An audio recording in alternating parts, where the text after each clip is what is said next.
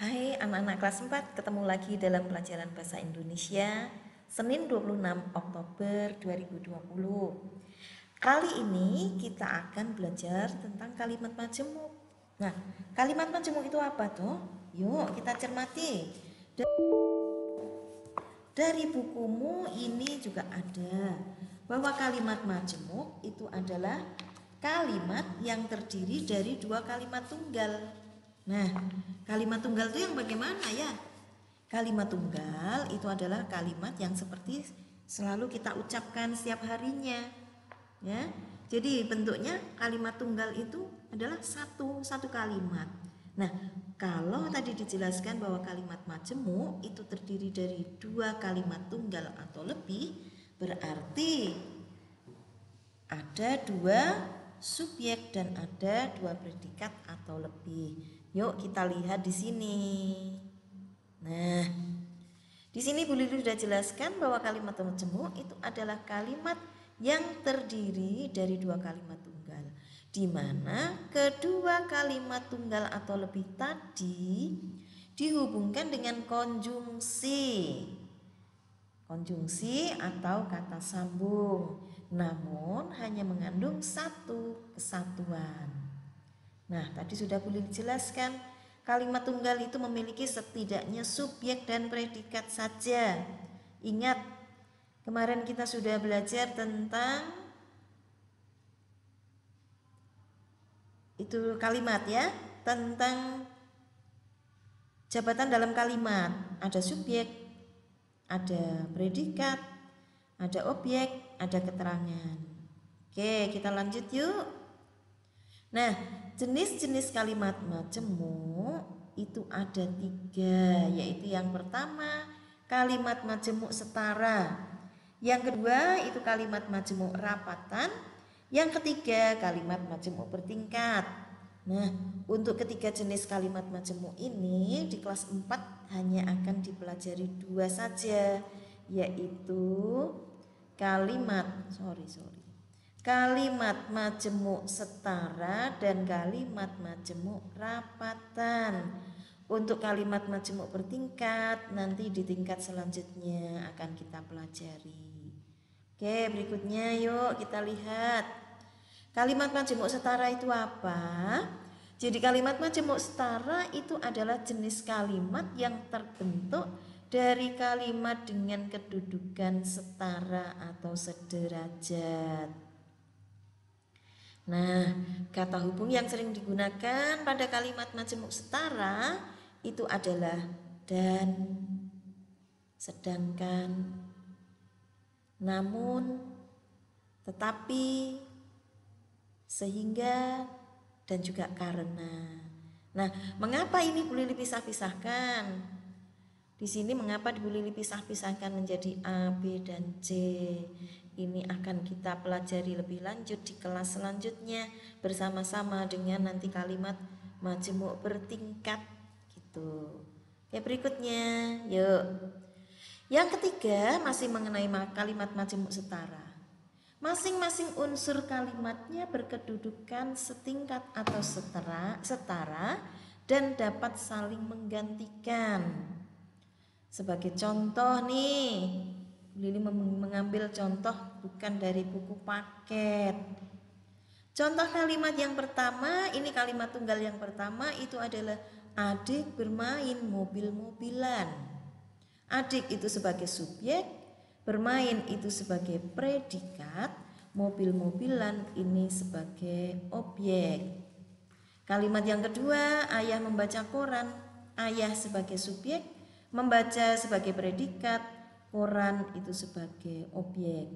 Sehingga jika kita jadikan kalimat majemuk setara, maka akan berbunyi adik bermain mobil-mobilan dan ayah membaca koran. Nah, itu pada kalimat majemuk setara.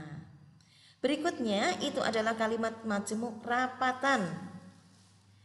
Hampir sama seperti pada kalimat majemuk setara. Ya. Namun pada kalimat majemuk rapatan itu kalimat yang terbentuk dari penggabungan dua kalimat tunggal yang subjek, predikat, objeknya sama atau memiliki kedudukan yang sejajar. Nah, jadi itu terbentuk dari penggabungan dua kalimat tunggal. Nah, nanti kita lihat contohnya. Kalimat majemuk kalimat majemuk rapatan ini dibedakan menjadi 3, yaitu yang pertama rapatan subjek, yang kedua rapatan predikat, yang ketiga itu rapatan objek. Nah, rapatan subjek ini subjeknya dirapatkan, dijadikan satu, namanya dirapatkan itu dijadikan satu. Begitu juga pada rapatan predikat, predikatnya dijadikan satu.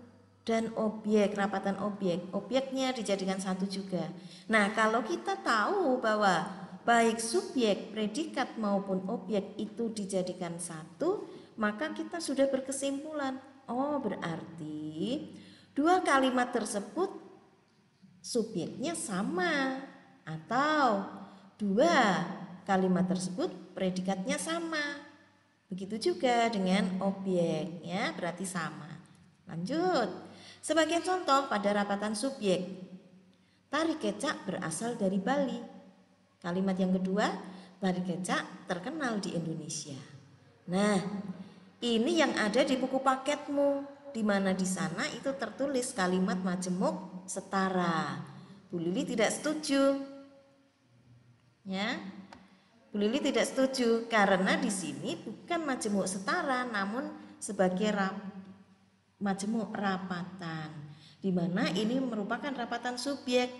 Tari kecak itu subjek, dirapatkan, ditulis, dibaca satu kali saja, menjadi tari kecak berasal dari Bali dan terkenal di Indonesia. Itu. Nah, contoh pada rapatan predikat, Bu Lili mencontohkan dua kalimat juga. Kalimat yang pertama, ayah bermain sepak bola. Kalimat yang kedua, kakak bermain sepatu roda. Nah, jika dirapatkan, itu ayah bermain sepak bola, sedangkan kakak sepatu roda. Predikatnya itu dirapatkan, muncul di situ kata hubung yaitu sedangkan. Oke, begitu juga pada rapatan objek ini sama, di mana yang dirapatkan itu objeknya. Pada contoh ini Bu Lili merapatkan objeknya itu masyarakat, ya. Kita lihat Rahmat membantu masyarakat berupa uang tunai. Rahmat subjek, membantu itu predikat, masyarakat itu objek, berupa uang tunai itu keterangan. Nah, begitu juga kalimat yang kedua.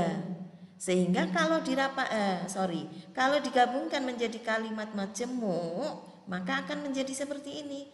Rahmat membantu masyarakat, masyarakatnya kita rapatkan berupa uang tunai, sedangkan Syifa menolong dalam bentuk paket sembako.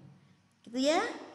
Nah, semoga penjelasan Bu Lili itu jelas walaupun sedikit, tapi Bu Lili percaya, Bu Lili jamin itu sudah betul dibandingkan dengan buku paketmu. Nah, tugas kamu yang pertama itu membuat 3 kalimat majemuk setara. Caranya sama. Tulis dulu 2 kalimat, kemudian penggabungannya, ya. Kemudian yang kedua, membuat 2 kalimat majemuk rapatan. Boleh rapatan subjek, itu N-nya harusnya B itu. Rapatan subjek, boleh rapatan predikat, boleh juga rapatan objek. Terserah kalian mau yang mana, silahkan dipilih.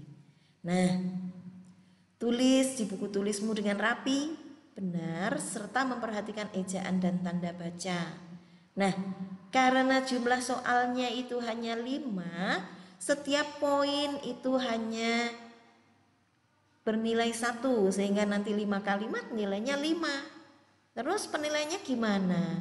Nah, di sini Bu Lili memerintahkan tulis dengan rapi, benar, serta memperhatikan ejaan dan tanda baca.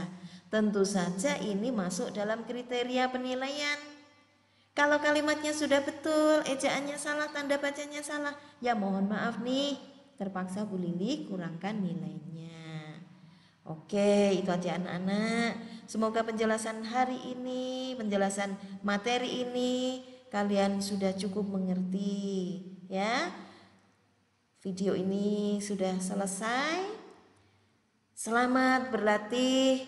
Jangan sampai lupa segera submit tugas kalian sebelum pukul 8:30 malam, ya. Sesudah itu Bu Lila akan kurangkan nilainya atau jadikan kalian nilainya KKM. Rugi kan? Jangan sampai terjadi.